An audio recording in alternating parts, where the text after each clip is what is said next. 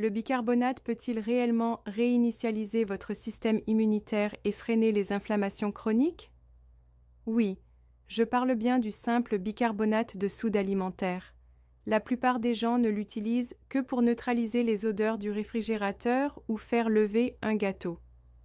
Pourtant, des chercheurs ont mis en évidence que cette poudre blanche, si discrète, peut exercer une influence étonnamment profonde sur certaines cellules de défense.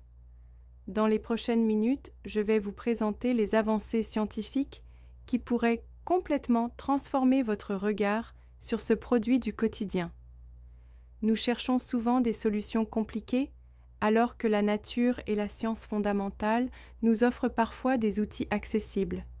Et si ces informations vous sont utiles, n'hésitez pas à cliquer sur « J'aime » et à partager votre expérience en commentaire. Vos retours font vivre cette communauté de santé naturelle. L'histoire de Marie-Claire est particulièrement parlante. Cette femme de 60 ans souffrait d'inflammation chronique depuis près de 10 ans. Chaque matin, ses articulations la faisaient souffrir. Les médecins multipliaient les prescriptions, mais rien ne semblait agir durablement. Un jour, presque par hasard, elle tombe sur des travaux évoquant les propriétés anti-inflammatoires du bicarbonate. Et ce qui s'est produit ensuite a surpris à la fois son entourage et ses propres soignants. Mais avant d'analyser son parcours, il faut comprendre comment le bicarbonate agit au niveau moléculaire. Ces dernières années, la science a fait des bonds impressionnants. Une étude majeure publiée dans le Journal of Immunology indique que le bicarbonate de sodium peut communiquer directement avec certaines cellules immunitaires. Cette interaction provoque comme une réinitialisation du système, un peu comme lorsqu'on redémarre un ordinateur qui ne fonctionne plus correctement. Le bicarbonate active en effet des récepteurs spécifiques à la surface des macrophages. Ces cellules sont de véritables gardiennes de l'immunité. Elles patrouillent dans le corps et réagissent au danger. Au contact du bicarbonate, elles se reprogramment. Au lieu de rester coincées dans un état d'alerte permanent qui entretient l'inflammation chronique, elles apprennent à répondre avec davantage de calme. Et c'est là que cela devient fascinant. Lorsque le bicarbonate entre dans l'organisme, il déclenche une réaction en chaîne. Tout commence dans l'estomac, où il élève doucement le pH. Ce changement est repéré par des capteurs qui transmettent des signaux au système immunitaire. Et ces messages ne sont pas agressifs. Ils ne visent pas à éteindre l'immunité comme certains traitements lourds. Ils agissent plutôt comme un retour aux paramètres d'usine. Imaginez votre système immunitaire comme un réseau nerveux trop excité. Il réagit à la moindre sollicitation avec une intensité disproportionnée. Ici, le bicarbonate joue le rôle d'un signal d'apaisement. Il dit à vos cellules qu'elles n'ont pas besoin de sortir l'artillerie lourde pour chaque petite alerte. Cette compréhension est essentielle pour toutes celles et ceux qui font face à des douleurs persistantes ou à des réactions auto-immunes. Des recherches internationales suggèrent que des doses régulières et modérées de bicarbonate peuvent réduire la production de cytokines inflammatoires.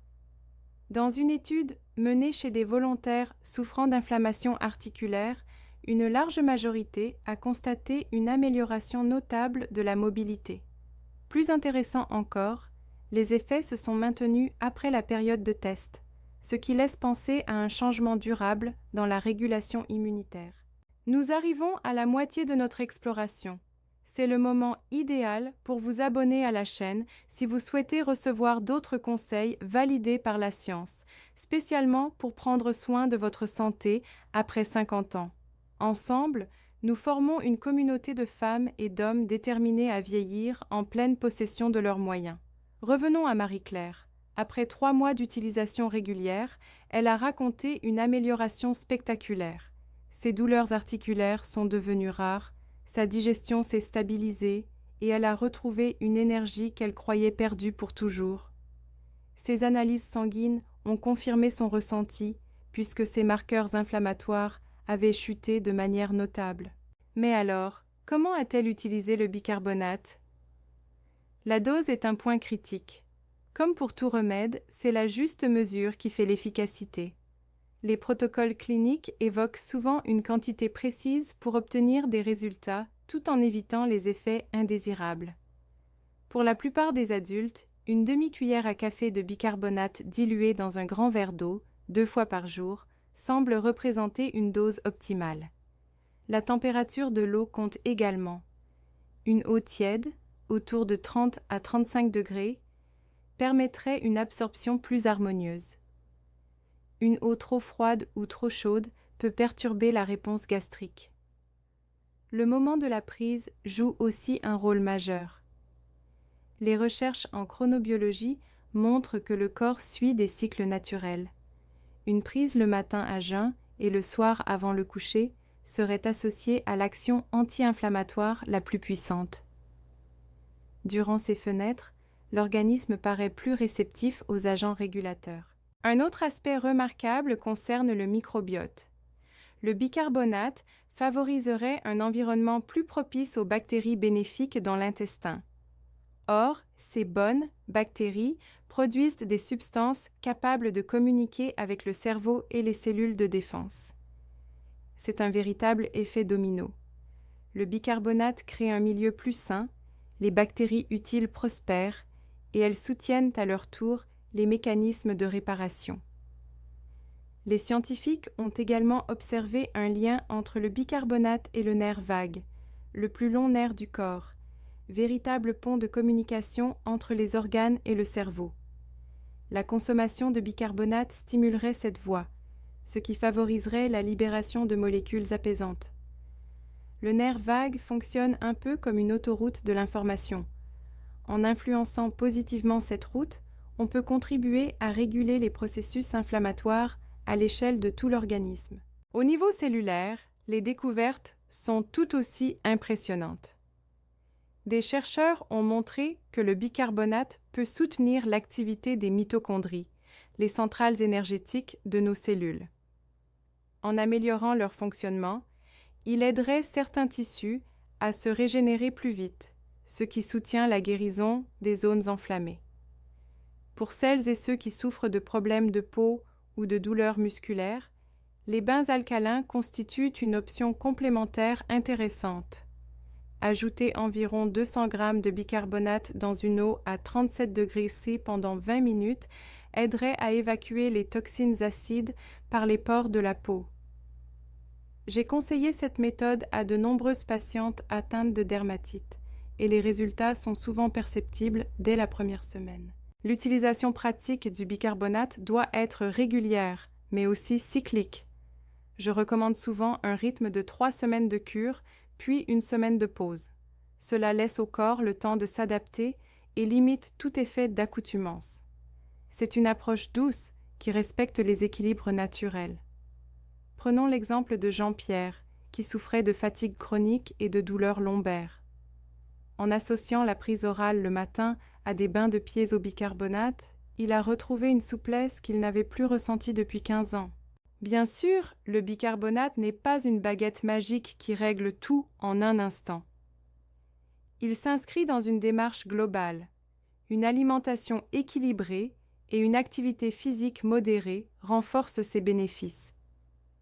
Mais son coût dérisoire et sa relative sécurité d'emploi en font un allié précieux. Il agit comme un chef d'orchestre qui remet de l'ordre dans une partition un peu brouillonne. Il calme les processus excessifs et soutient les fonctions affaiblies. Certaines recherches récentes suggèrent même que le bicarbonate pourrait influencer l'expression de certains gènes liés à l'inflammation. C'est le domaine de l'épigénétique. Autrement dit, un geste aussi simple que boire un verre d'eau avec un peu de bicarbonate pourrait envoyer des instructions positives à notre ADN. Une perspective particulièrement prometteuse pour la médecine préventive. Au final, le bicarbonate de soude représente une solution accessible pour lutter contre cette inflammation silencieuse qui use le corps prématurément. Les preuves scientifiques deviennent trop nombreuses pour être ignorées. La clé du succès repose sur la constance, mais aussi sur l'écoute de vos sensations. Chaque corps réagit différemment. Et il reste toujours prudent d'en parler avec votre professionnel de santé, surtout si vous avez des antécédents d'hypertension ou des problèmes rénaux. J'espère sincèrement que ces explications vous auront aidé à mieux comprendre le potentiel caché dans votre cuisine.